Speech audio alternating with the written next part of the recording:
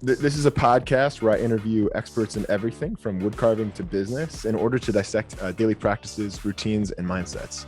There are so many bright people I would like to talk to, and this podcast gives me an excuse to ask them questions without seeming any more socially awkward than I already do. What qualifies me for the position of interviewer? I have a decade of experience as a professional artist, and I'm the founder of Fundamentals of Woodcarving School. I appreciate the great work of Austen Brantley. He's a Detroit-based sculptor.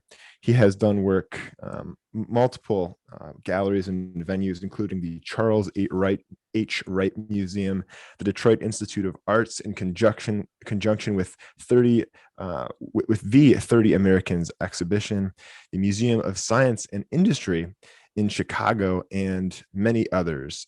He was introduced to ceramics, and Austen can correct me in this regard, but he was introduced to ceramics by a high school teacher.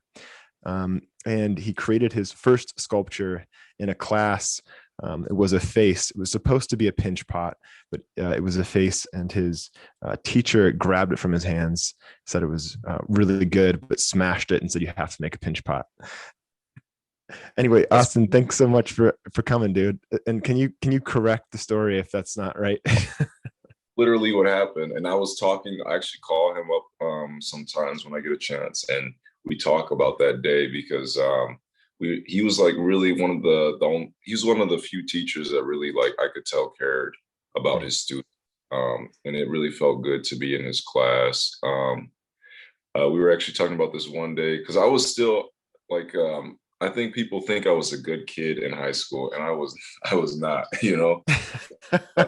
I was, but I was like really adventurous, rebellious. And he wanted me to do an assignment, and technically I did not do it. And I, did the faces instead. And he said that's what made me an artist, was that I wanted to rebel against a lot of things. I remember this other day, we were actually talking about this as well, where there was all this spray paint that was used in the art room for like people to do on their actual projects. But instead, me and a few other students just took it as a chance to do some graffiti in the art room and do our own thing. And then we got in trouble, got detention, had to paint over it. And we were all in trouble doing this stuff. And then, he tried to, put on his mean face to like say, "You're going to do this," and all that. And then he ended up accidentally like spilling all this paint, like this primer on him and stuff, on his sweater and stuff. And he still has a sweater to this day. And we all just busted out laughing, including him. And it was just like a good day. And it's like, who cares? And then I don't know. I remember that because I feel like it's good to be a rebel. I think it's good to like really. I think it's good to like know when you have the heart of an artist and never to lose that. Mm-hmm. That's so interesting you say that. So for me, I've been thinking a little bit about this, and it was Malcolm Gladwell. I listened to a masterclass of his the other day, and he said your job as an author is not necessarily to follow through, in the sense that you don't have to have the answers. In some cases, you might only have the questions, and you might just pose the questions to your audience and make them aware that question exists. And your responsibility isn't necessarily to make good art, necessarily just quote unquote good art. It's to make objects or images that provoke thought. And that requires technical skill in some cases. And I think most people, admire artists who have technical skill paired with this sort of like intentionality of saying, here's a message, here's something that's not being acknowledged, that hasn't been shed light upon, that should have light shed upon it. So but thinking about this idea too of making bad art, I was talking to a buddy the other day about this idea that if you made a piece of artwork that wasn't good by traditional standards, it's probably going to do more to get conversation going as an artist, like if you're an established artist, like if you, Austen, if you right now as an established artist made something that was completely outside of the realm of what you normally do and then wasn't considered good, it might generate as much or more interest, if it had a basis, than an artwork that was really, really good in some cases. And so I'm exploring that idea of, what it looks like to make conventionally good artwork. And part of me is like kind of tired of just trying to do everything naturalistically and literally, because it's like Picasso said, and I've said it in this podcast before, it's like when his wife was complaining about the work that he did, and he picked up a picture of his daughter and said, "This is what you want me to paint, this image, right? Look like her." And she said, "Yes. Why are you doing all this weird stuff?" Turns it sideways and says, "Well, she's awfully thin, isn't she?" Yeah. It's like this idea that, your job as an artist isn't to make necessarily just objects that look like other objects, but it's to say something is, so that's something that's hard for me. It's kind of beyond me, and it takes like a certain spirit and thoughtfulness, whereas I just want to like try and make the forms. But it's something I've seen in your work, and it's part of what I wanted to ask you about is, when did you start making art that you felt meant something or communicated something, and how are you motivated to do that? That's a good question, man. That's a really good question. I think I've always done things. I've always done things that I feel like represented me in a way. Even from earliest work, I've always made things that inspired. I think what really inspired me at first was just the natural forms of clay, and then just what you can do with it. And I think there's something metaphorical in that, because clay is this natural thing that you just put your hands into, and you can bring anything out of it. And it's like, to me, it's like magic, because you can just like, it's like pure alchemy. Like you're just transforming things all the time, and just playing in a sandbox when you open a bag of clay. I've always thought about things emerging from clay and things emerging from three-dimensional surfaces. I was inspired by like Michelangelo's his late pieces, where they were called, I think, the Slave series, and these figures were emerging from stone, and everyone was like, they're not finished, and a lot of people didn't like them. And he would always, make sure that they knew they were finished. He's not going to do anything else to them, so stop it. And I really like that energy. I really like the idea of coming out of something, of like coming out of emerging from, the earth. I think so. That's what humans have done, in a sense, in a metaphysical way, is that we emerged from this place that we call Earth. Right. Natural ingredients to make great objects, to make things that are useful or beautiful, or hopefully both useful and beautiful. Mm-hmm. And so, yeah, that's something that I've been interested in too. And I got really excited about it through Benjamin Bjorkland. Have you heard of him? He's a painter. I've probably seen everybody's work. I just like have a hard time remembering names. Yeah. So he's this guy from he's from Sweden, and he does these portraits, and they're incredibly realistic, but they're not finished. And a lot like you say, those the later works of Michelangelo, their eyes aren't complete. Bjorkland's execution is perfect. So it looks, dead nuts on in terms of the composition. The colors he uses are very interesting and off the wall. And the paintings aren't like finished. It's hard to describe, but they're absolutely stunning. And when you see them, you know that they are, in fact, they're done. Like he's done working on them. They're perfect, right? Almost like out of focus images where he can like selectively focus on certain parts of the forms. And there's a lot of, talent in the execution of the work. To do what he's doing requires a lot of skill and understanding of form, but it just the way that he chooses to leave certain parts undone lets you realize that, you know, it's not that effective. Oh wow, is that a picture? It's like, oh wow, that's an artist with intention. Mm. And yeah, that it's beyond me, and it kind of influenced me for a few months to just try to think outside of the box. And I was I was working in Detroit at the time, and actually we tried to organize a visit, but I left my phone on silent and left you in the parking lot. I still feel bad Oh, about this. What's that? was it at the Russell? Yeah. Oh my Oh, gosh. I yeah. was beside myself. I was like, yeah, I was Oh, so excited for you to visit. I invited you out, and I left my phone on silent. I think you had said something like, you know, I'll let you know when I come by. And so you yeah. came by, and of course I couldn't hear my phone, so I couldn't come and get you. And the Russell is this massive industrial complex in Detroit that originally was a manufacturing facility for automotive parts. And so the elevators are the size of a car, so you could fit a car Mm. through these.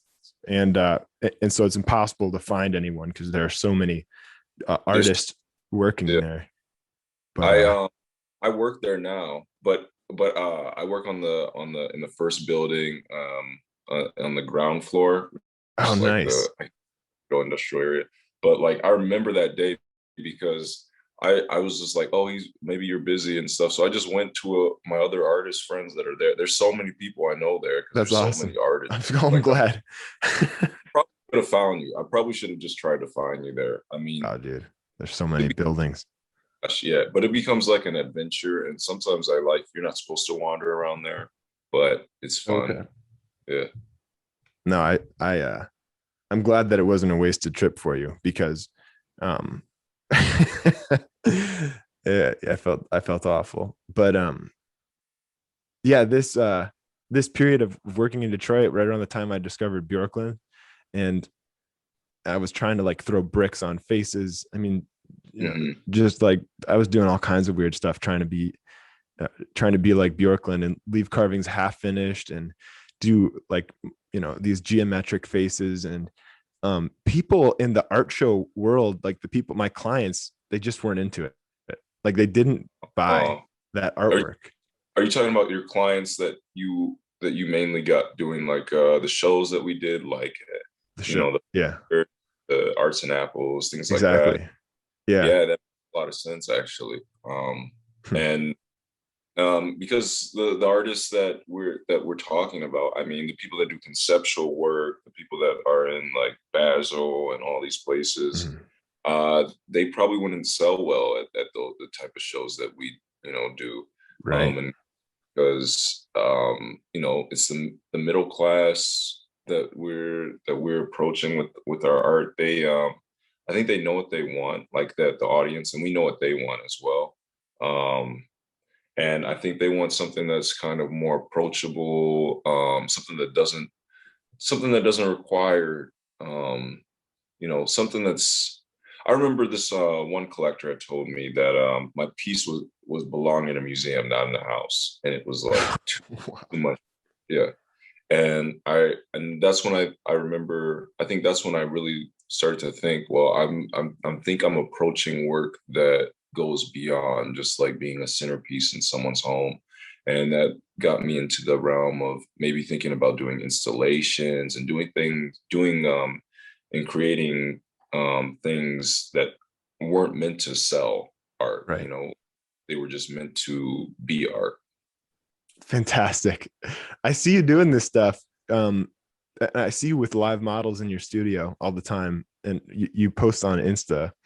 And I am, first of all, so jealous that you have live models in your space so often. How do you manage that? I don't know. I pay them, so Yeah. Okay. And these are people that do it full time. huh? Are these All models these that do it full time, or are these friends, or how do you find these folks?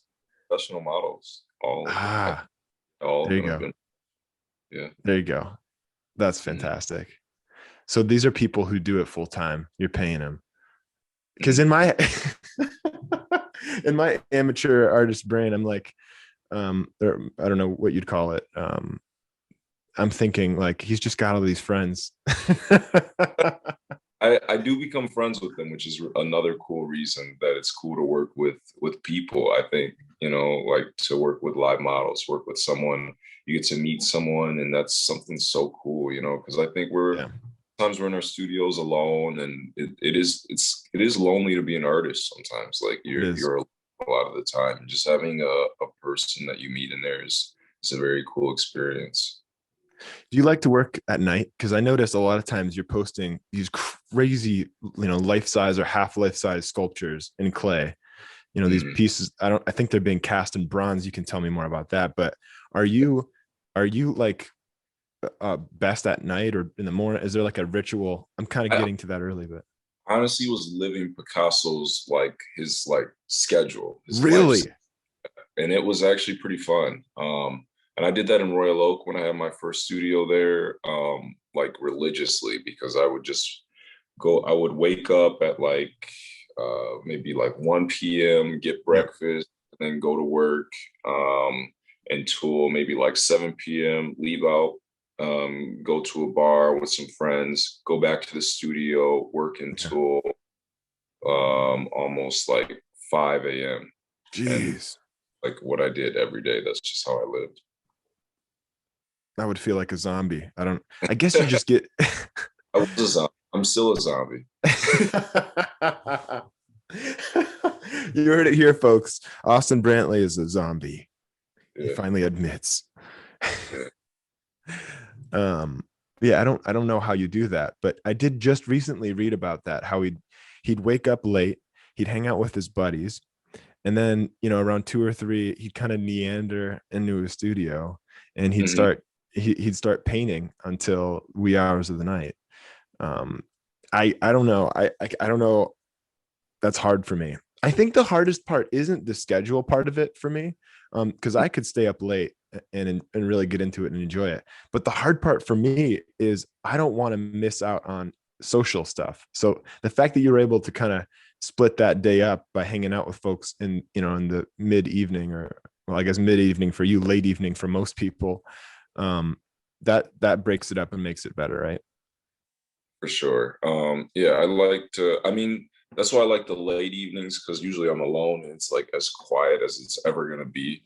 You Yeah, know, that's like the right. most quiet to be. So you can really focus, you can really zone in on what you're doing. And I like those hours. I think those Yeah, are those are my best creative hours is when I'm just alone in the studio and it's that quiet, you know. yeah, fantastic. So how do you do what you do? Like how the heck do you, I don't understand how you make those sculptures. Um, How do you, we start off with a bag of clay, and actually, I don't even. A lot of times, I don't start off with sketches. I just like have an idea in my mind. There's other times where I do like if I'm like at home, I do a lot of things with I do a lot of things virtually. I do like a lot of sketches virtually or like collages where I'll just have like a Photoshop app on my iPad and I'll just like play with stuff, play with images. And that's what I've been doing since I was a kid. That was the first art I ever did was like go on like Microsoft Paint and then just like copy and paste things that I found on the internet and then put them together in a weird way. And I started to do that with my sculptures actually, which is something new that I've been doing for the last like 2 years, where I make molds of things that I find of interesting textures and surfaces. And um, I've been doing it lately of like African masks, and then I press clay into those molds, and then I take the mask out, and I can rearrange it as many times as I want. I can make as many as I want of one thing, and I can sculpt into it. I can do all these. It becomes this like really fun exercise of like collage. I even did it with your viewers are gonna love this, but and they're gonna think I'm weird after this too. But I've done it with dead animals. Uh, I got some, I don't know, I was inspired by Damien Hirst, how he, can just take how he's inspired by the the colors that you can get from cutting up a cow or a lamb or like the interesting textures and I'm really inspired by like how he can like turn death into something beautiful and something that should be looked at. And I was doing that with I think I did it with a bird while I was dropping off a model in my car, and I just saw a bird on the side of the road that was dead, and I was just like, okay, I'm just gonna go pick up this bird now. And I did it in front of like a school bus, and all these children were like, "What the?" But I made the mold. I made the mold of it, and this piece actually turned out really good. You could see like some of the decay. You could see like the interesting kind of. You could see the textures of like the decay. It was super interesting. Like, and then when I pressed the clay into the mold, I had all of that at my disposal, and I could just rearrange it as many times as I wanted. And I feel like that was the art that I showed collectors that, and they're like, "Oh my God, do you need therapy?" That's what art is. It's art. It's therapy, but cheaper, right? I've always been fascinated by. There's a lady at Ann Arbor who would only draw, and maybe you saw her because you've done Ann Arbor a few times. It's the fine art show down there. She only painted and drew dead and like roadkill, and they were like interesting. I've never met her before, but that's really cool. They were stunning.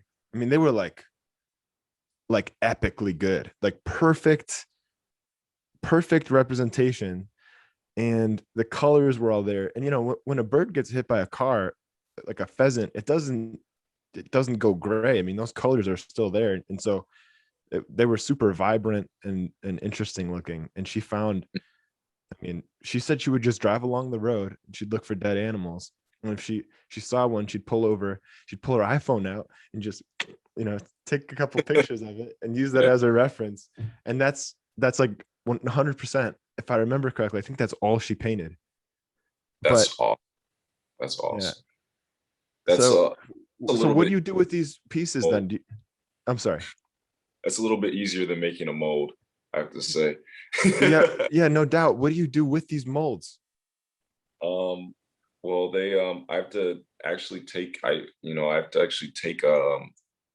corpse, and then I have to make a plaster mold of the corpse, and it smells so bad, like, because plaster heats up. You know, it starts off as liquid when you mix it, and then when it heats up, it you know, when it really starts to harden, it heats up, and then it almost burns, or like almost like in a way cooks the dead flesh so you can smell it. And it's like, I have to do it outside. It's so it can get so bad.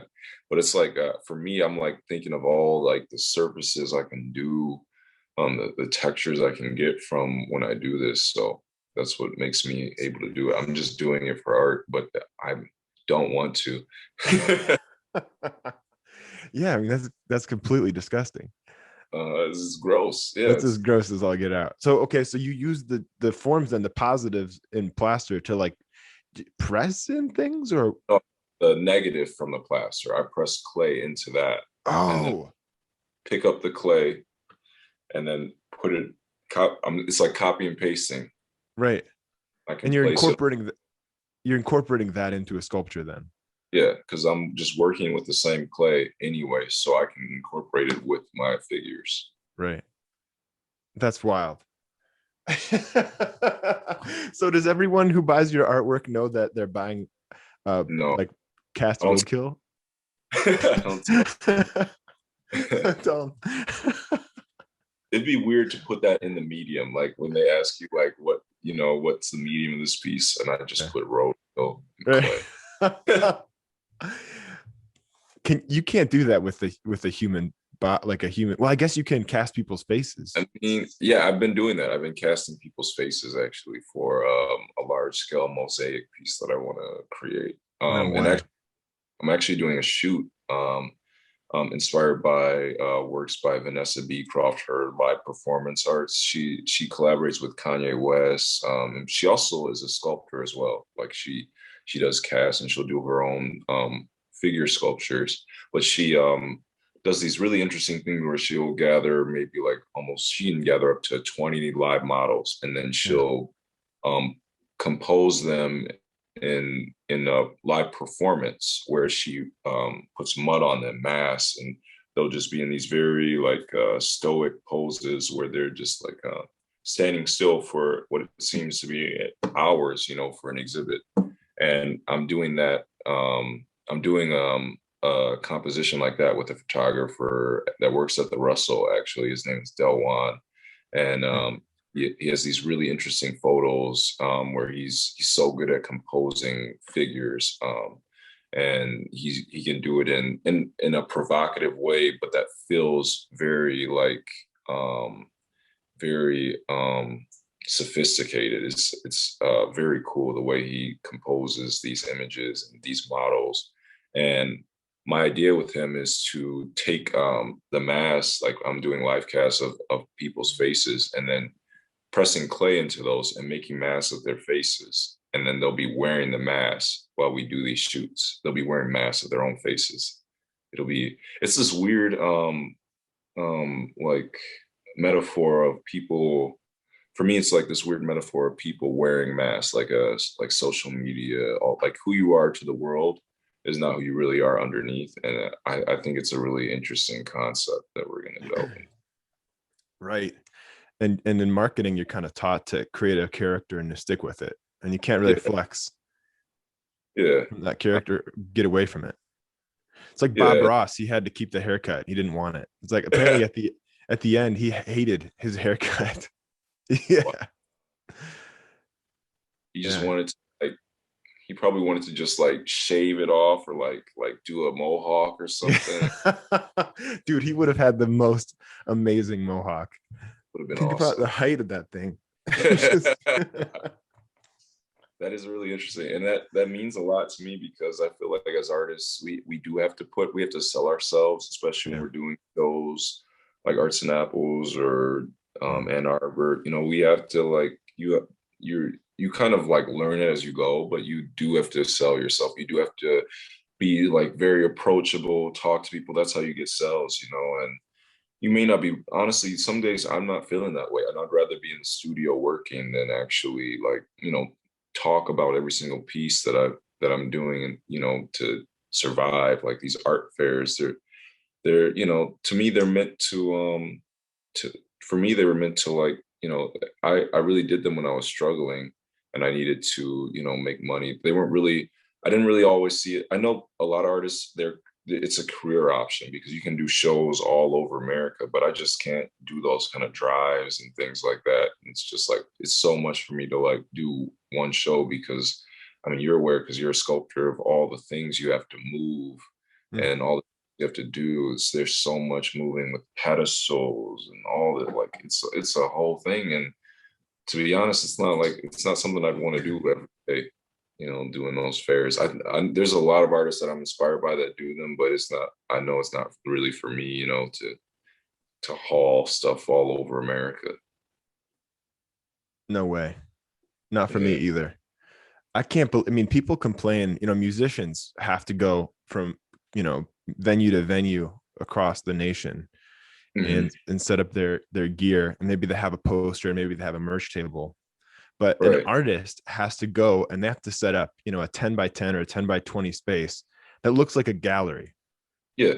And they do that, multiple times a week, sometimes, once a weekend at a minimum. And they travel all over the nation with, a lot of times their sculptures, they're heavy. Like if you do what we do, I mean, a casting even, or, for me, I'm mostly doing wood, occasionally stone, but mostly wood. These things are freaking heavy. I mean, I have to carry these things, to and from my parking area to the tent, the 10 by 10 tent. And doing that, maybe 4 or 5 times a year or 10 times a year, 12 times a year, that's all right. But a lot of folks do this every single weekend of the year. I mean, like, they don't take breaks. They don't have vacations. Their friends know not to ask them if they want to go on trips. They just don't go on trips. And that's the way they make a living. I don't know how people stay sane doing that. It's crazy. Yeah. And how do you make art? Where do those people have time to make art? Yeah, that's what I've always asked. But I mean, that's why I'm so inspired by them, people that can do that. I don't know if that's the lifestyle I really want. I've still been thinking about it, you know. Obviously, I think Right. I would need a lot of help, like doing Right. shows like that and setting up everything, setting up those booths, and you know, it takes a lot. I think it does take a lot of out of somebody. Right. But one thing I like about you is you've seemed to really, hunker down and really focus on your artwork and your message. Whereas, a lot of artists are they're trying to create their brand. They're like trying to figure out what they're gonna, how they're gonna be perceived. And it seems like you have done really well and have done a lot of really cool exhibitions. And I feel like it's because you just focus on the art. You don't care about the auxiliary stuff. Is that an intentional thing, or is that just you just hate the other stuff? Um, when you say other stuff, you mean like the when you're talking about branding and like Self-promotion, posting, pictures of your work with the same backdrop, and hey everybody, I'm Austen Brantley, and and today I'm going to show you on YouTube and whatever, you know what I mean? oh, All I of what mean, goes into I'm just not selling. that type, not that type of person Right. that I'm trying. Honestly, I've been trying to get into that, but it's so hard for me because it just feels kind of unnatural. I think I would be able to do it if I had someone helping me, Yeah. but No, but I like like I I like that about you. I don't appreciate that. I think it adds a lot to you as a person, because you don't seem like one of these guys that's fake and trying to put on this character that you're not. And when you do these artworks that pointed out, that it's coming from the perspective of somebody who doesn't do that. Like, I don't see you putting on a mask and acting a certain way. I mean, I'm not I think I've I'm had to do, I and don't I don't know you that well, but from what I've seen, from how you present yourself online, you just do what you do. Yeah. You had to do what? I, I mean, there's definitely I definitely censor some things that I do, and I'm Sure. trying right now. I'm trying to get out of that. Honestly, Sure. like I'd rather, but I do feel like I've been like kind of myself, even at the fairs that we do. Like Yeah. there's, I just walk away from my booth and I don't come back. Just like if You you, can't do that, but we do it. yeah, we're not supposed to do that at all. But Dude, there I are guys that show up to those shows. I remember meeting a guy who was probably 6'2", 6'3". I mean, wide, like twice my width. And he was wearing shorts and his calves were the size of bowling balls. This guy was jacked. And he was mhm. telling me about, growing up, what he did and how he got into art. We were just, shooting the crap before the art show started setting up at Arts and Apples in Rochester, Rochester Hills, Michigan. And he was like, yeah, grew up playing football, and then I got into business school, and then I got kind of into art. And he was selling stained glass with his wife. And Mhm. he's like, yeah, and you'll see tomorrow. I really focus on the business of it, so I kind of I'll show up tomorrow and I'll decked out. I got this hat with buttons on it, and I'm like, buttons? He's like, yeah, I have buttons on it, and then I wear this shirt, and it's usually like a light colored plaid, and then I've got all kinds of buttons on that, and I paint my nails. I paint my toenails pink, and my fingernails, pink or white or some kind of color. And I adopt this lisp, and then I talk like a girl, and people love it. I mean, I talk, and it's like it makes me more approachable. I'm like, what? What? This dude, I kid you not, he shows up the next day. He looks like another man. I mean, he's got this Wow. ridiculous setup, and his voice raises, it goes up 4 octaves, and he's like, hey guys, how are you doing? Oh my gosh, yeah, come on in and check out my artwork. Yeah, these are my paintings. And I'm like, I bet he's selling. Oh. people like him. People like that stuff. Yeah. I mean, I don't know what it is, if it makes him, I mean, because he's so imposing, he probably has to be a little bit softer so that people aren't, freaked out to walk in his booth. But he was like, man, you got to play the role. So, I mean, there are a lot of people selling art out there that they're actors, Mm. and I, you don't seem to do that. So, well, I yeah. mean, the idea of being a salesman is kind of being an actor. Like you are like I took a lot of sales jobs. So I learned how to sell things early on. Like I know when a piece is gonna sell. I know when someone's gonna buy a piece. I can tell by the way that their eyes are. But I've always done it with more of Mm, how it's more, I focus on that when I'm creating it. Like I know what people like to mm, see and what they mm, want to feel, and more importantly, what they're gonna feel from a piece. And that's so mm. important, and I Yeah. think you're really good at that. I mean, I've seen people like cry when they look at your work, which is so dope. Like I've seen people like get really emotional when they see the sensitivity and the effort that you put into something.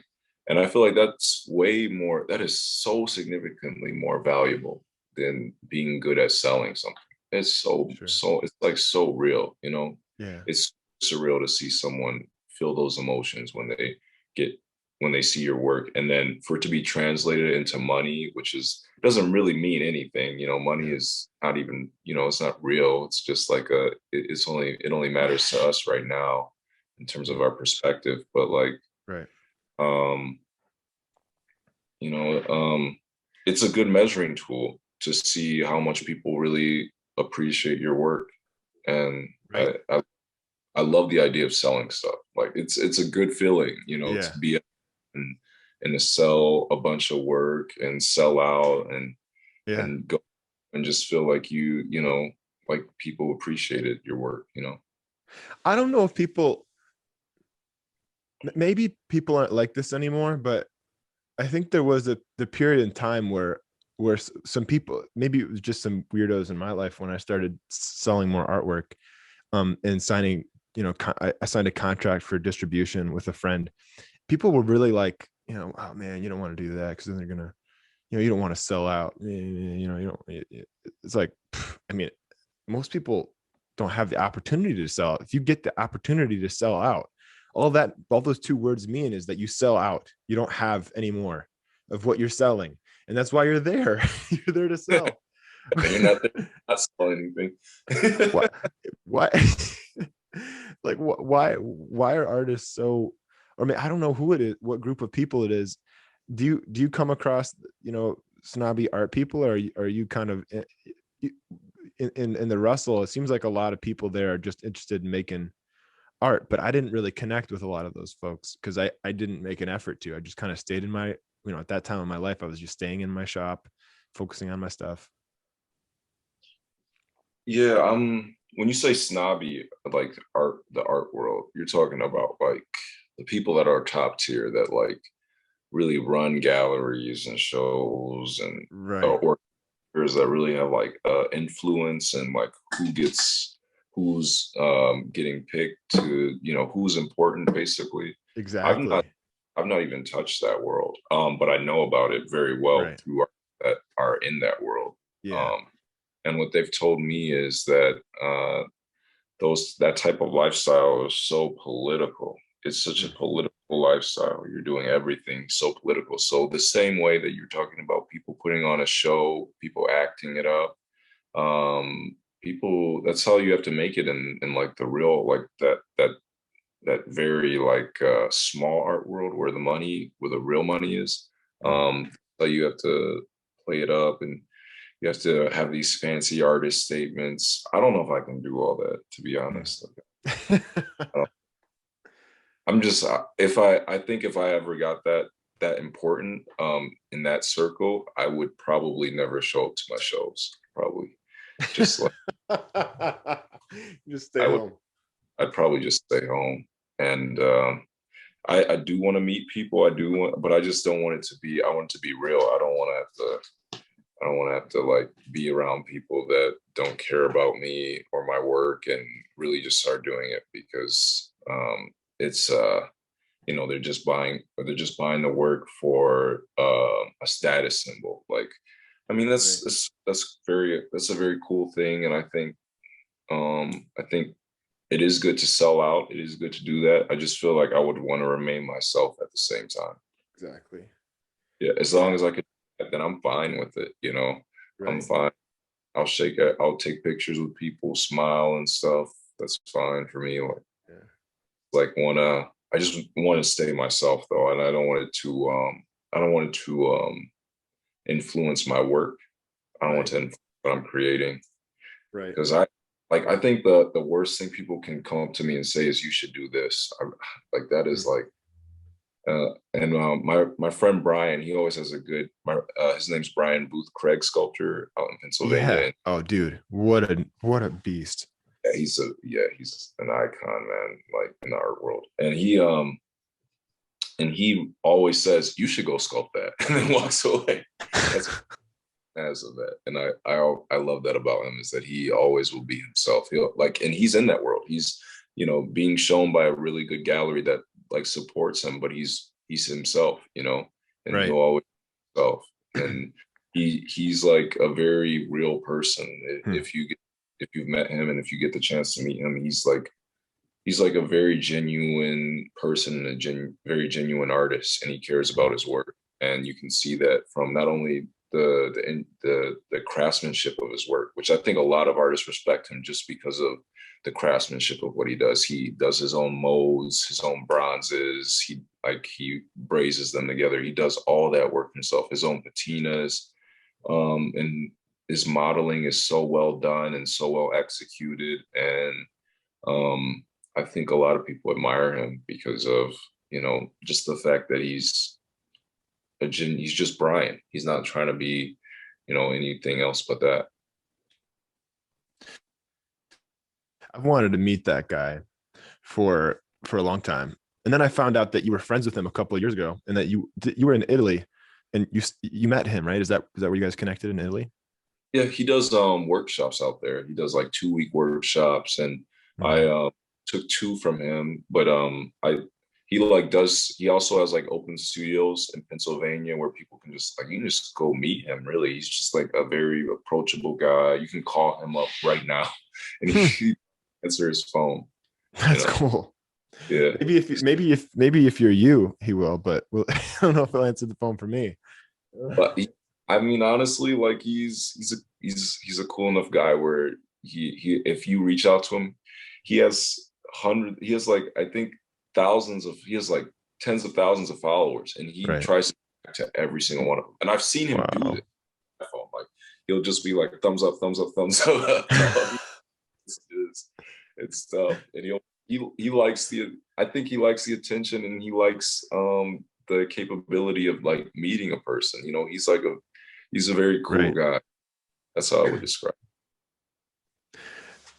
I know painters who maybe they have like 10,000 followers on Instagram, and they Mhm. do not want to respond to any of them. Like, I've messaged one guy, he's a great, I won't mention it, obviously I'm not going to badmouth him, but I've reached out to him maybe 2 or 3 times to tell him I like his work. If a painting's cool, I'll say, man, that was awesome, or that's killer. And he's never responded to anything. And I'm such a big fan, and like I feel like a fanboy over here, like messaging this guy multiple times in a row, and nobody, and he's not responding. And I'm thinking to myself, like, you got to have enough time in the day. Is he like, because he's not even you can see if someone's seen your message. uh, He's not even looking. So is he like vetting and going through, and is he like looking for like a certain verbiage that indicates someone wants to buy a painting? Because like how do you buy a painting on Instagram? but I think for those artists, I think because I used to be like that as well. And I think it was just because I didn't like the idea of Instagram. Like I've only sold like a couple pieces off Instagram, like Sure. where collectors have come on there and they're like, oh, I want this, and Right. you know, I it's like Instagram is just this. I don't know. They ruin the algorithm on it now, and not, Yeah.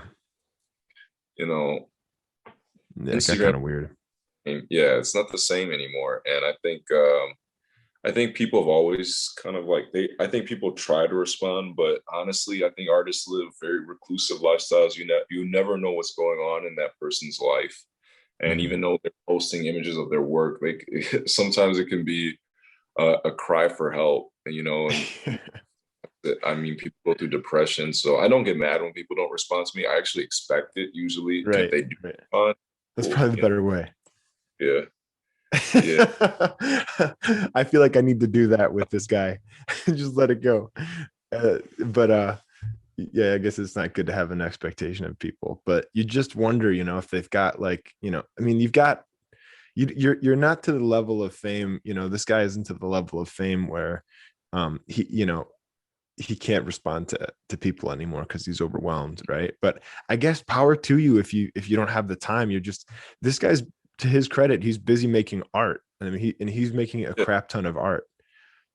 And when he's probably touching his phone, he's probably trying to make content, like make videos, yeah, create stuff. And I even heard there was some research done that people who, there's a ratio, like a golden ratio of happiness in terms of your interaction with social media. Like if you spend X amount of time engaging social media and X amount of time just like creating media, and say those are both equal numbers, then you're going to be happier in general in life. But if one of those, if you're consuming more than you're creating, you're going to be you're depressed, because you're seeing the lives of people who are making, maybe they're making better art than you if you're an artist, or maybe they look like they're happier, or they have more money, or they have a beautiful family, and you want a family, whatever it is, you're comparing yourself to this person. You're not creating anything in response to that. You're not responsive. You're going to be depressed.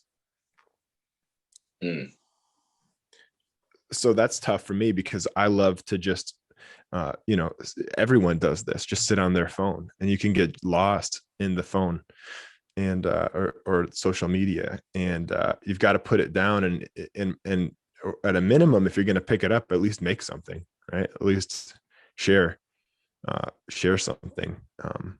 Who are your icons? Like, do you have any heroes? like that are living right Yeah, now, right. that are living. Or dead. I mean, it could be Michelangelo is one you mentioned. Yeah. Hmm. I really like I think icons, or I think for me, like role models, I should say, Mhm. um would be, I mean, there's so many artists. I think because I'm inspired by artists that just don't give up. So Mhm. just like even if people don't really know them or they're not well known, I think that they're still important to me because their work touched me. Like Mhm. there's a sculptor who just did paper mache, and he made these massive sculptures, these figures. And Mhm. his name was Bensal, and he was a Senegalese sculptor, and I just fell in love with his work. Like it saved, like at one point, it like saved my life because I was like, oh my gosh, man, I like really don't want to sculpt anymore. I don't want to do this. And I saw his work, and I was like, wow, this guy had nothing. He had like almost no materials to sculpt with, and just started. He was like, I think he started sculpting when he was like 60 on up. Like that's when he was a Wow. physicist, and he just understood anatomy, but had no way to get Right. his, and I was like so Right. inspired. Wow, I have a lot of time. I should just keep focusing and keep trying. Um, Mhm. but for me, I've seen a lot of really awesome people. Like I've seen a lot of awesome people's work. So in the terms of icons, I don't really have like significant like names that I could really mention because I think I'm inspired by a lot of artists. Like Yeah. and it's changed from day to day. Like I'll be on Frida's Curtel like for a couple weeks, and then Diego's, Rivera's, and it'll switch up, all the time. That's cool. But I think what really got the people that got me into sculpture, like, were Frederick Hart, who sculpted the Ex Nihilo in Washington D.C., and he did these figures emerging from Genesis. Basically, he was commissioned by this church to create the idea of Genesis, of the book of Genesis, and he did it so well, and executed it so awesome. And I was able actually to, he died, but I was able to meet someone that worked on his pieces at the cathedral, and transferred his clay stone, which was really awesome. Because people were able to see, I was able to see like this, I was able to see like how they did it, with the pointy machine, and they're doing the actual stone carving and stuff. And I think um, he showed a lot of great work in his life, Mm. and I'm inspired by him, like first off the bat. And then Richard MacDonald, like he's like the, oh my gosh, so awesome. Like he did the flare for the Olympics. I'm not sure which year that was, but he had this giant gymnast sculpture. Um, and that's what really, I think that's what really made him go into the realm of sculpture, because I believe before that he was like the highest paid illustrator in America. And he was just so good at drawing and painting, but it wasn't permanent enough for him. And he wanted to go into sculpture to make Mhm. something lasting and significant. And he, to me, is one of the best sculptors in America, like figurative sculptors. I think he's one of the best in Mm. America. That's my opinion. Um, Richard and McDonald. yeah, Richard MacDonald, MAC. Ah, Uh, yeah, got it. he's yeah, his bronzes are incredible. He actually owns his own foundry, so Nice. he literally, like, is buying. He talks about buying bronze in bulk when the market is up or down. Like when the market is down, that's when he buys all his bronze. He'll buy all the bronze that he can, and then he'll, he has 50 employees, and it's just his studio. It's not like he's doing foundry work for other people. That's just his foundry. He's so, like, Wow. so successful, Wow, what a beast. Yeah, he's an international, icon at that point to a Right. lot of and then I had the chance to meet Javier Marin, which is like a version of him, but he's in Mexico City. Um, and I was able to meet him actually through his assistants that I met in Rome working with Brian. So I actually Wow. met there, and they were like, come to Mexico City, meet Javier," and it was just very chill. And I actually want to move to Mexico City because it's so awesome there, and the bronze is so much cheaper, and the bronze casting is cheaper, Really? and yeah, it's so nice there too. Um, and he Wow. and dozens of people. He has like a studio on almost every like house on the street. Like he has all these industrial buildings and stuff. He owns like a couple studios on like in the Roma of Mexico City, Hmm. um, houses and stuff. And it was very cool to see his studio and meet him. Hmm. 'Cause he talked about his practice, and he was 26 years old when he decided to become a sculptor. 26. And all he did was, he was great at drawing and painting before that, but he went into sculpture and he just took workshops from his Hmm. favorite in the world. And that's what I've Wow. been, yeah. See, that's something about you that another thing that I think is good, and it's something that I struggle with is, I get so occupied with managing the things that I have to manage and trying to teach the workshops, and um it's a slippery slope. I try to keep it in check, because you don't want to be the guy who um that who spends so much time trying um to teach and make art that they're not learning, taking lessons from other people.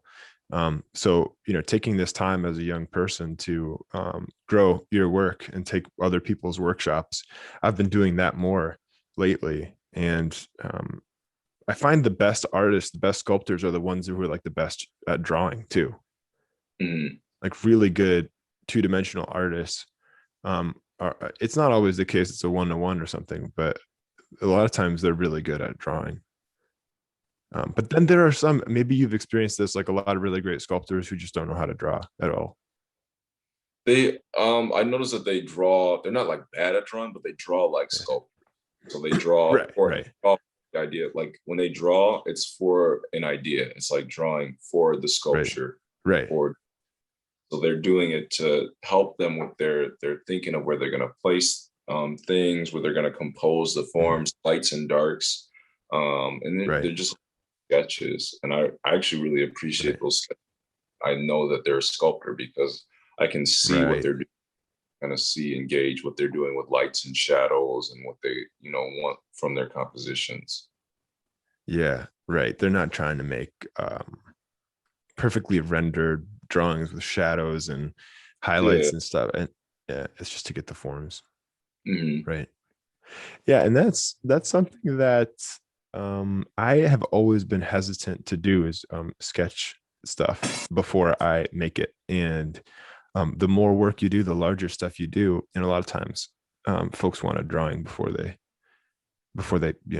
pay for it. They want to know what the shape is and what the design is going to look like before they pay for the deposit, the 50%. Right. So do you do that? Do you often have to sketch for folks too? Or do you find that people will just be like, do what you do? Like, Yeah, I do have to do a lot of sketching for commissions and things like that. And, sometimes I don't even do that. I should do a way better job and try and render things out because not everybody is going to know. I mean, I also, I show my sculpture work, so I hope right. that gets like the skill level with the drawing, and hopefully that like shows I'm drawing it like this because you're not paying me to do it yet. I'm like, this is like, if you pay me to do a drawing, I will actually do a good drawing. But this is like I do a rough sketch and Yep. then I'll maybe I'll make it like digital so that they can at least so it can be a little bit cleaner. Right. And then I'll put it next to like what sculptures could that it could like reminisce with, like what it could look like if I Yeah. made it. Right. Yeah. Like, No. you know. And yeah, I have to do a lot of sketches sometimes for things like that. It comes I'd rather not, but Me I too. mean yeah. I hate it. I hate drawing. And the thing is, like, I'm not like you say, I'm definitely, I draw like a sculptor, and I think I do at least, which it's not, it's not necessarily the best thing. If you want to sell prints, which good thing we're not, but you just try to get the outlines, um, the major shapes at least, and maybe get a little bit of shadow in there. But no, I hate the drawing process too. Do you listen to music when you sculpt? Yeah, yeah. I listen to everything, but it really depends on like how I'm feeling. Um I know a lot of artists, they're like, don't listen to music that's too good because then you'll think that whatever you're working on is better than it is. Oh my I've god. heard that, but I don't care. That's weird. I mean, I've never heard that. I mean, I've heard some people say, well, don't listen to music when you're creating the forms and the ideas, because you don't want it to distract you or keep you from the rational, part of your brain. Because if you're listening to like lyrics or something, you're trying to compose, you might not compose as well. But I've never heard people say, like, don't get too into your music because it might hype you up. But I do experience that. Like there'll be times where I think I'm making a sculpture and I'm like, this is a great sculpture. Like I really like this thing. This is gonna do good. People are gonna like this. And and then someone comes along and they go, man, that left side is super crooked. It's like, I mean, I'm grateful I have people in my life. I'm glad I have people in my life who can do that. But you can get so close to what you're doing. I mean, I sometimes I'll do a work and I think it's great for months. I'm like, that thing looks pretty cool. I like that work. And then one day I'll just be staring at it because company's over or something, and I'll see it from a new perspective. And I'm just like, oh my God, that whole left side is crooked. Oh my God. And then I'll have to like turn the carving around or like change the subject to get people from looking at it, so that, because I'm afraid they're going to notice. And it's like that it is so easy to do. And one thing, a tip that a friend gave me, is actually a really great, I shouldn't say just a friend. This is Patrick Burke. And I talk about him a lot. He's probably the single best wood carver I can think of. And he's an amazing clay artist. He's an amazing two-dimensional artist. He can render and draw like nobody's business. But he does, he has a lot of tricks. I mean, he doesn't just do that. He has a lot of techniques. And one of the things he does is he grabs a mirror and he turns away from the carving. So for instance, if I'm carving this thing back here, I would walk away facing this way and I'd hold the mirror up and I'd look at it in the mirror, and that would turn the carving around or the sculpture around, and you see all the problems with it right away. That's what I do for mine as well. Do you? Yeah. I didn't know about this. I must be behind. I learned that when I was I think I was actually 17 when I learned that. But I didn't implement it until this year, where I got a big mirror and I started doing that with sculptures. But I learned that at 17 with the first Hmm. sculptor I worked with. I worked because I couldn't afford art school, so I actually Yeah. just worked and took private lessons from a sculptor in Farmington, Farmington Hills, and I actually had to walk to her place from like not Southfield. I would get like dropped off, but I had to like, it was hard to get all the way there. I had to like walk there, Oh you my know. gosh. Yeah, it was crazy, man. And I was like, at first I was like, I'm not, there's like, I was like so nervous and stuff. And I was like, I shouldn't go. I'm not going to do this. And she was like, just bring $25 and we'll just work on something. And she was actually trained by Jay Holland, which is definitely like a name a lot of people know in Detroit, because he taught most of the figurative sculptors in Detroit. Like, I mean, Hmm. he's like, he taught at CCS before it was called CCS. I forgot what the formal name Okay. of that school Yeah. before, but that's where a lot of the sculptors trained. And she lived Hmm. like I mean, she's still alive, and she's an awesome sculptor. Like, I learned so much from her. Her name was Bernadette Charmarkos. She's Polish, and she does a lot of figurative sculpture for like parks and like not really monumental things, but more like very very nice things for like cities. And she's a very technical sculptor, so I learned a You lot from her. Like the first sculptor I really learned from. you do a lot of that too, though. I mean, last we were hanging out, I don't know, we were at like I don't know, I think it was like a hookah bar or something, and it was Uh-huh. after an art show, and I just popped in for a minute, and we were chatting, and you were like, "Oh man, I gotta go, guys. I gotta get up early for this thing." And I'm like, what are you up to?" And you're like, "Oh, this gallery or I'm sorry, this museum in Ohio. I've got to do this installation thing." I'm like, "Of course you are."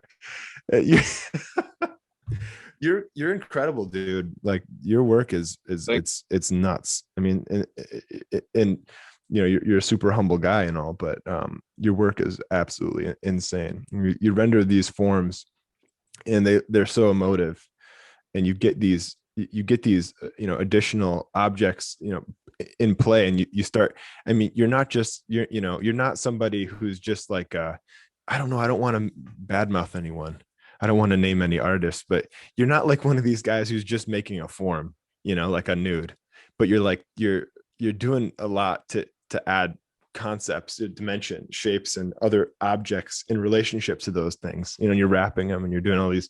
I love that. There's this sculpture. I don't remember what it's called, but it's like, I don't know. It's got to be 1.5 times life or more, and it's you. wrapped up with like barbed wire and like Oh tied. yeah, What is that that was called? that was called I Exist. It was That's for in Chicago. I had to make that piece in less than a month from scratch. what? Yeah, How yeah. the heck do you do that? Well, I made it in clay first, and then I hollowed it out and I cut it in separate sections so I could fire it all to and then put it back together. But the chest broke because um, and I had to replace the chest with hydrostone. So I had to resculpt it with hydrostone. What I used was to do it. I used a mannequin mold to replace the chest because everything else broke. And then I had to put it back together and resculpt it with hydrosome, all back together. And then, but I got inspired by the hydrosome because like, oh, this is really interesting. It was like so fluid. I had to do it. Everything was so fluid. And I remember when I was recreating this, I had to use rope, and I actually used rope inside. I embedded it in the hydrosome while I was applying it, and the ropes were inside the hydrosome. The barbed wire, all that kind of stuff was actually inside the hydrosome. So it appeared like all these things were coming out of it, and it was all this stuff that I found too. It was like, it was like found objects, that I just found and I put into it. I put even like there was like a broken Oh, desk that I found somewhere, and then I put that into the sculpture. Like it was like a very long, tedious process, but it was fun. Like the whole process of it was really fun. And I did it, I finished it the day before I had to go to Italy, and then it was shipped to Sculptor. That's crazy. It's a time frame. So I had no idea how I was going to do it, but somehow I did. It got there. It was in his, he had like a show where it was a collection of all the work that he wanted. And I did 2 8-foot pieces for him in less than a month. It's fun. Wow. You did Yeah. 2 of them. Yeah, I did 2 of them.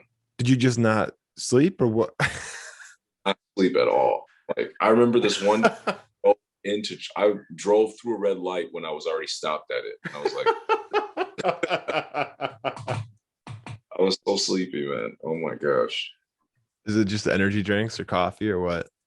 I actually didn't drink coffee or energy drinks then, but I did when I went to Italy and I met Brian. Like I would just drink coffee every day and sleep every day. That was a 2017 was like, I think that was that was 2017, and that was just like a really incredible year. That was just like, because I started off that year like actually I have to hold on, let me get my phone charger so my iPad doesn't.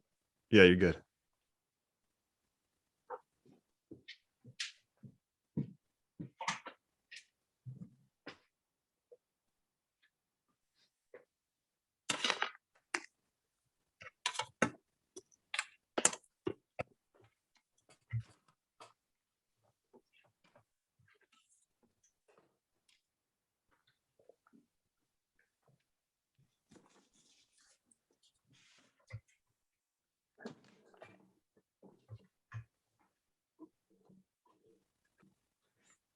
Okay, we're good. Yeah, I don't know what I was talking about. I forgot what I was talking. You were telling me about you were in Italy and you were sleeping during the day, drinking coffee. Oh yeah, Italy was the most incredible year. I mean, that was the first time I went to Italy. I remember that we finished those pieces. The day I finished those pieces and got them crated up was also the day my plane flight was. So I was rushing to finish these pieces, and I remember my mom was like really worried about me. Like she was like, "Do you have your passport?" All this stuff, and I had all like she made me take a Bible. She like. And I had too much stuff in my bag already. So I was like, I don't have room for all this stuff. And she was like, no. And then she got me a dictionary of Italian and stuff. And I was like, Mom, I have an app for like to I have an iPhone, Mom. I don't need this. And she was like, kept like I kept taking it out of my backpack while I was like, and I was like rushing to do all this stuff because I think I had a collector come and buy something that day. And also I was like, he's big. Like all my family members, my extended family, my cousins, my uncles, everybody had to help me move these pieces because just me and one friend could not move this thing. It was so big. I mean, it was 8 feet tall, and the whole morning we were just thinking because I had to be at the airport 3 hours before my flight, which was like at like 2 p.m. or something like that.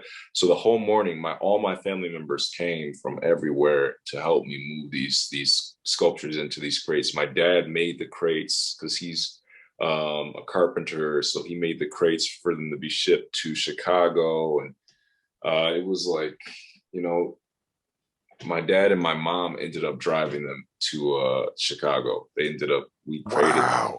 My mom and dad drove it to the collector. It was yeah, it was just like a lot, man. And I wasn't even there for that. I was in Italy, so it was like really weird.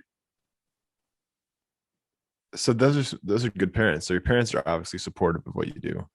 Oh yeah, man. I mean, I got them a hotel that night and stuff. I was like, yeah, you guys, thank you, honestly, and stay in a nice hotel and stuff. And awesome. They did that for me. So I mean, I think I have the best parents in the world, man, because they did that. And they did not have to. I know a lot of artists that don't have supportive parents. For sure. And makes me feel really lucky. Makes me feel really grateful, you know. Mm-hmm. That's true. Okay, so when you make this thing, you said you cut it up into, because it's an 8 foot tall human, right? Right. Gigantic sculpture made of clay. Yeah. And how much does that weigh? It's actually, it's not that, it's pretty light if I if I hollow, because I hollow out every single thing. Like I build Right. thick and then I hollow the pieces out. I cut them into sections anyways, and then I hollow them out and then I slip and score them back together. Okay. Um, but if I'm firing something, I have like a 27-inch kiln. So I hollow everything out and do multiple firings, and then I put it all back together to make the whole, make the whole thing. And I epoxy it with like epoxy that's like stronger than clay itself. So it holds everything together very well. Um, and then I have like an internal structure that I create as well. So And so so the internal structure holds it together. And and that's then you, basically like a 4x4 or something like that. so there's an internal structure. Okay. And so what makes it so that the pieces, so you fire them separately and then you attach them and then they just air dry together plus the structure? No, it's an extreme The epoxy. epoxy. Okay. Like an extreme. It's like a industrial construction adhesive, and that's it. I mean, that stuff is stronger than the clay itself, so it's not coming loose or apart in any way. So it was like everything worked out. It was good. I had a show in Chicago right after I got back from Italy, so I was like thinking I was gonna go back to. I was like, man, I should just go back to Italy right now. Just stay out there. Did you not 'Cause want to leave? I really didn't want to leave. I really wanted to stay there longer. Yeah. Yeah, I have you're in a good spot when you don't want to leave. Yeah. You're in a good country when you're like, yeah, this is, because I grew up in I grew up with a mother who was, very Greek, right? Born and um lived there for a short while, but lived here, but basically insulated, surrounded by Greek people. And going there's, it's stunningly beautiful. Like, I mean, it's just like, but it's almost too much. And you're there for a few weeks and you're like, okay, time to go home. Like I can't take it anymore. There's too much here. It's almost like foreign. But then I was in Sweden last year and there's something so familiar about it. And I didn't want to leave. Yeah. I couldn't get myself to leave. I did, but I made all kinds of excuses. I actually canceled my flight because of the weather. Oh yeah. I have the worst luck with flights, man. I was flying from Rome to Greece when I was 18, and the airplane, for some reason, it was one of those little, I don't know, maybe 100-person airplane, smaller than that. It was like a little biplane, and it was just the worst day ever. It was so windy that this thing started shaking. The wings were going up and down. And I've never seen an airplane with wings. I didn't think they were supposed to do this. So it's flapping its wings like a bird. And That's yeah. we Wow. start sliding from side to side. And That's then and then we start going, from side to side. We're just trying to stay straight. And the guys next to me were laughing at me because I was so freaked out. I had my hands on the seat armrest and I was like holding on to it, and I was just trying to act cool, but I was so freaked out, and it just kept getting worse until I looked over, and the Italian guys, who are apparently supposedly in the mafia, is what they told me, right? They're probably just messing with me, but the lady who was with them said that, yeah, I'm a lawyer for the mafia, and I was like, sure you are. Who knows? Maybe they were, but but they were like doing like the sign of the cross. They were freaking out, and it was that bad. The plane started to go berserk, and just shaking, and it was so bad that when we landed on one wheel, and we almost blew a tire. I mean, we were skating on that one wheel semi sideways, but we ended up catching the other wheel and straightening out. There was a standing round of applause at the end of the flight. It was like, Yeah. Dang. the That's last flight, the last flight I was on was from Linköping, Sweden to Amsterdam, mhm. and this was the day I rescheduled for, because the day before it was so windy that they couldn't even fly. I mean, they canceled their flight, and it was leaving from Linköping, um, going from descending from Linköping to Amsterdam. Amsterdam's a pretty, it's right on the coast, and it's very windy there, but we couldn't stabilize there either landing, and so our airplane, in order to land, we had to be almost perpendicular to the ground. We were just like careening down toward the ground, vertical. Our drinks were all, flat on the ground. All of our belongings were sliding downward, and I remember talking to the guy next to me after the flight, who he said he traveled for work a lot. He was gone more days out of the year than he was home. In the Mm. medical industry, he actually fought cancer. He said that was the worst flight he's ever been on. So I don't know what it is about me and flights, but Well, we can road trip then. We don't have to fly. dude, I've been thinking about it. I want to sculpt with you so bad. I don't know how. We only, we're probably like 45 minutes apart, and we haven't sculpted. We talked about going out to Colorado. I think it was there's like a marble event you were telling me about, and I've wanted to do something like that. That'd be so cool. Yeah. So they have all their own tools and stuff, and Did you you do know, it? yeah, I did it. Yeah, I liked it. And That's cool. they're doing it this year. Okay. Again, they did it last year, but they're gonna do it this year. Right. Uh, so cool. They have this outdoor kitchen, where it's connected. They have like a gas line, but it's outdoors, right? So it could snow and it got cold enough, but like then they have outdoor showers too. They're good, so you can they have like a water main and stuff, and get hot water, and it feels so good out there. It's like there's so many areas. There's no reception out there, so there's no, you're just camping with all these sculptors, all these carvers, and I related to every single person there. It was so awesome. And it was such a good experience, even just driving there from Michigan. It's like a Hmm. great drive. And I think it can only be done with a friend. I think Hmm. you got to go there with someone, because it's just like it's a journey to get there. And then once you get there, it's really cool. And you know Hmm. what the best part is? What's The that? out the altitude sickness. That's the best part, because the one beer gets you drunk and you just have the funnest time. What? Is that Yeah, true? yeah. From altitude sickness, you can literally get drunk off like one beer. Like, so imagine imagine having altitude sickness and not knowing that that could get you drunk quicker, and you have like 3 shots of tequila, and yeah, that was my first night there, and You were that's what toast. I'll be drinking all the time, just carving, not drinking while we carve with these like Yeah, yeah. songs after Okay. we. That would be bad news. That would not be uh, good news.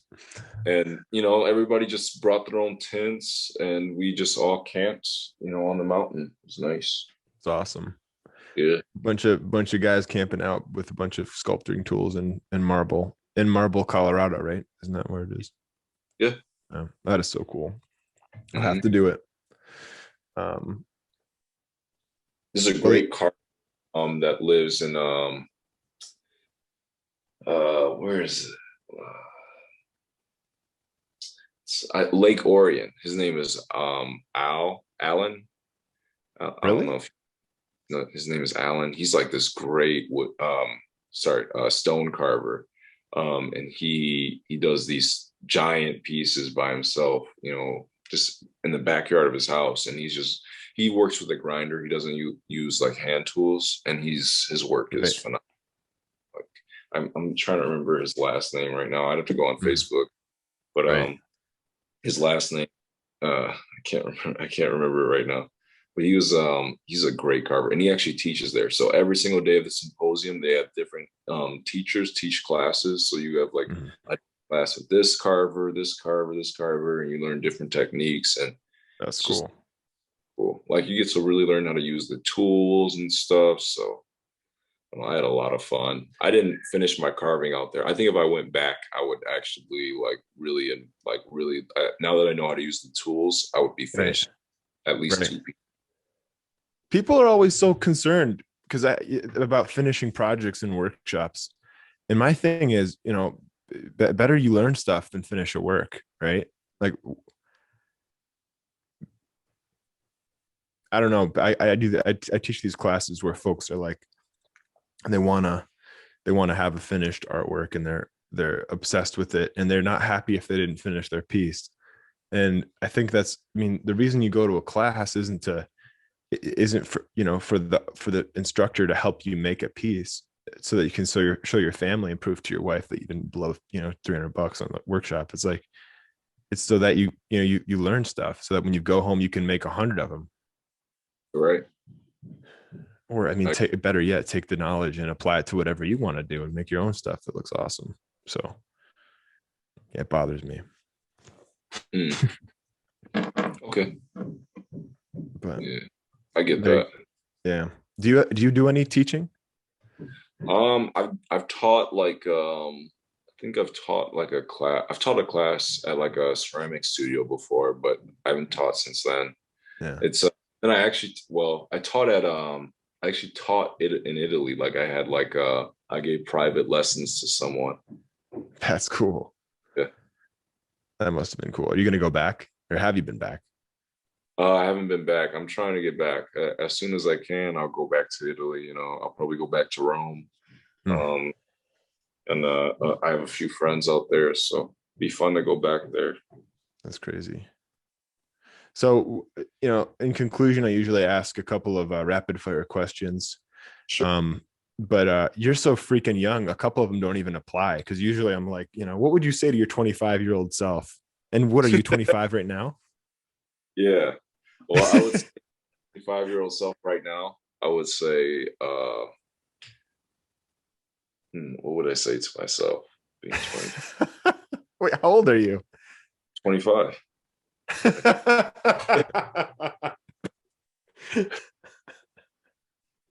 I'd be like, stop smoking.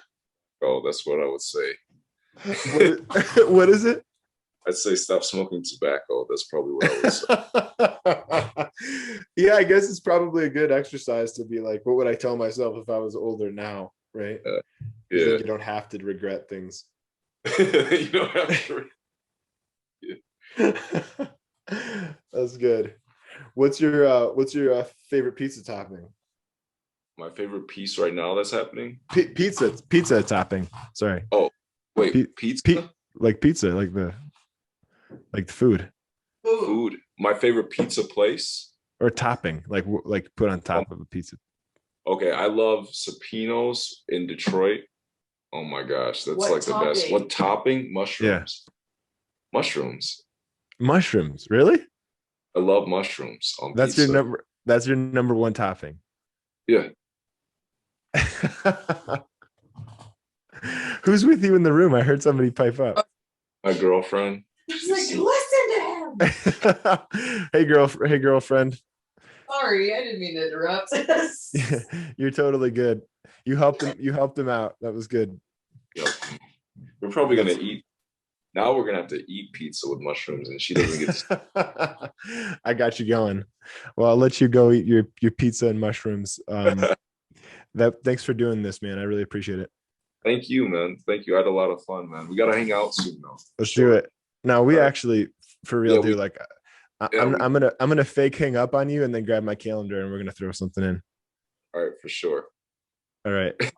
Bye, guys. All right, bye, man.